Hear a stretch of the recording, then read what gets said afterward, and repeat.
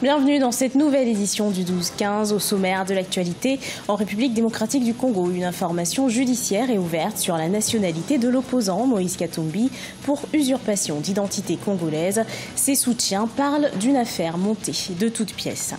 Au Sénégal, un parti d'opposition demande la mise en place d'une commission d'enquête parlementaire sur tous les contrats gaziers et pétroliers.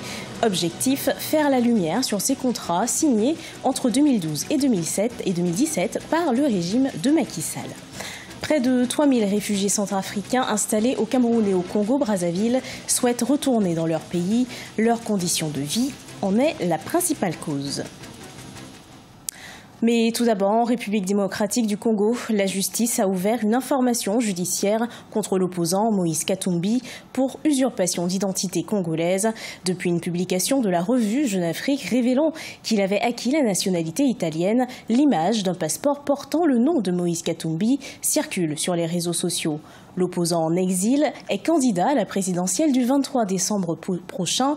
Pour les soutiens du candidat, cette affaire est montée de toutes pièces. Écoutons à ce propos Francis Kalombo, député frondeur du PPRD.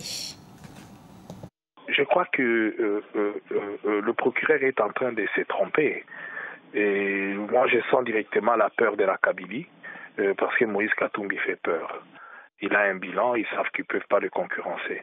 En réalité, si réellement le procureur veut être juste et non injuste, ben il doit d'abord commencer par interpeller Sami Badibanga, qui a été nommé Premier ministre alors qu'il a menti. Il a été élu député, il a menti, le président de la République l'a nommé Premier ministre, et jusqu'aujourd'hui où nous parlons, il continue à être citoyen belge.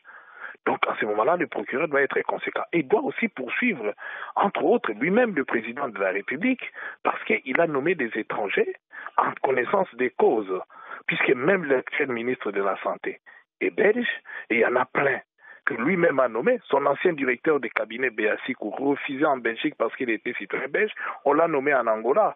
Jamais que le procureur ouvre un dossier pour tous ces gens-là, dont lui-même reconnaît aujourd'hui qu'ils étaient des étrangers, ils ont menti et que le président de la République les a nommés. Donc, et le président aussi, sinon, ça sera la haute trahison. Il ouvre aussi un dossier contre lui pour dire que vous avez permis en République démocratique du Congo qu'un étranger puisse être Premier ministre en République démocratique du Congo, puisque Sami Badibanga, ce n'était pas un secret, même lorsqu'il a su, mais il l'a maintenu comme Premier ministre. Ils amènent des dossiers qui ne sont pas des vrais dossiers. Donc je crois que l'opinion attend de Moïse Katumbi d'être candidat et il sera élu président de la République, et ça c'est un faux dossier d'ailleurs. Eux-mêmes ils savent que c'est un faux dossier, ils ouvrent la boîte à Pandore à ce moment-là qui juge tout le monde. De généraux proches de l'ancien président Yahya Jammeh jugés en cour martiale. La justice militaire reproche aux généraux Amsoumana Tamba et Oumpa Mandi d'avoir fui l'armée gambienne en janvier 2017 pour accompagner l'ancien président dans son exil en Guinée équatoriale. Les deux officiers supérieurs ont été arrêtés le 21 janvier dernier après leur retour discret en Gambie. Au Sénégal, bras de fer entre le gouvernement et le chef du parti Rémi, Idrissa Seck, au sujet des contrats gaziers et pétroliers de l'État.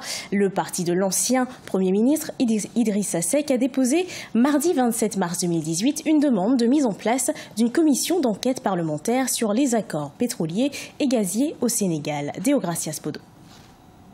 Le parti Réumi de l'ancien Premier ministre Idrissa Seck a déposé mardi 27 mars 2018 une demande de mise en place d'une commission d'enquête parlementaire sur les accords pétroliers et gaziers au Sénégal.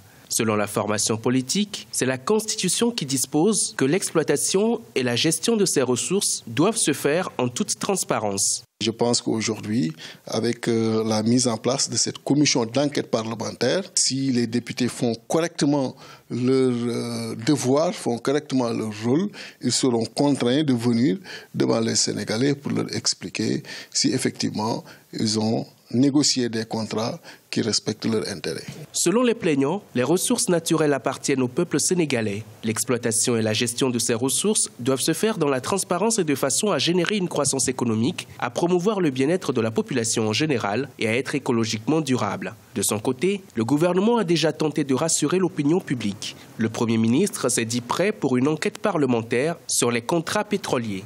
C'est un problème dont on parle depuis 2-3 ans, des accusations, des soupçons. Dans certains pays, je crois que l'Assemblée n'a même pas attendu ce qu'on lui demande. C'est nécessaire quand il y a un problème. Il est de bon temps qu'on crée une commission d'enquête et qu'on éclaircisse la question. Non seulement je pense que c'est logique, mais je pense que l'Assemblée aurait pu prendre la décision de créer une commission d'enquête, éclairer la lanterne des Sénégalais sur cette question.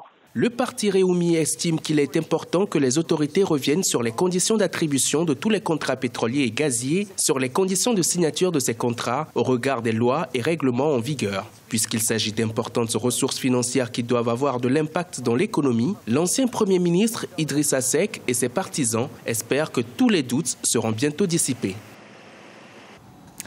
En Afrique du Sud, la loi sur le financement des partis politiques a été approuvée par l'Assemblée nationale sud-africaine. Son objectif, renforcer la démocratie constitutionnelle du pays, améliorer la transparence, la responsabilité et l'équité dans le financement des partis politiques. Cette loi sera transmise pour examen au Conseil national des provinces. Près de 3000 réfugiés centrafricains au Cameroun et au Congo-Brazzaville souhaitent retourner chez eux, selon la Commission nationale des réfugiés, en cause leurs conditions de vie difficiles au sein du pays. Des mesures commencent à voir le jour pour favoriser leur retour. On fait le point dans ce sujet de Corinne Kamseux. Ils sont environ 3000 réfugiés centrafricains installés dans les localités de Beto au Congo-Brazzaville et à Kenzo au Cameroun qui sont candidats au rapatriement volontaire. Pour la Commission nationale pour les réfugiés, les conditions de vie particulièrement difficiles dans les camps d'accueil et les améliorations de la situation sécuritaire de la Centrafrique observées dans les régions de l'Ouest, du Sud et au Sud-Ouest motivent ces demandes.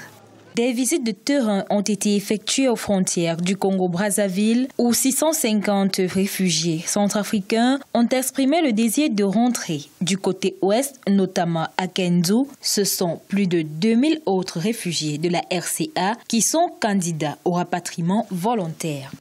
Du côté du Congo, le début des rapatriements est prévu pour la fin du mois de mars. La Commission nationale pour les réfugiés a prévu à cet effet un centre de transit à Mongomba. Un autre centre d'accueil sera construit dans la ville de Beberati. En juin 2016, le Haut Commissariat pour les réfugiés avait annoncé son intention de soutenir les réfugiés centrafricains voulant rentrer au pays. Le gouvernement fait actif pour que ces compatriotes reviennent au pays, mais le gouvernement ne dispose pas de moyens financiers, matériels requis. C'est pour cela qu'il y avait une mission conjointe. Donc, UNHCR, Commission nationale pour les droits de l'homme et des libertés fondamentales, donc c'est un organe du gouvernement, ont effectué le mois dernier une mission à Mongomba, donc au sud du pays, pour s'assurer des préparatifs, des activités qui se déroulent pour le retour de ces compatriotes-là. Depuis le début du conflit en 2013, ce sont près de 600 000 Centrafricains qui ont dû fuir le pays, avec un pic de déplacement observé au cours de l'année 2017. À l'intérieur du pays, environ 700 000 personnes ont dû se déplacer d'une localité à une autre. Ce journal a été préparé par l'ensemble de la rédaction. Merci d'avoir suivi.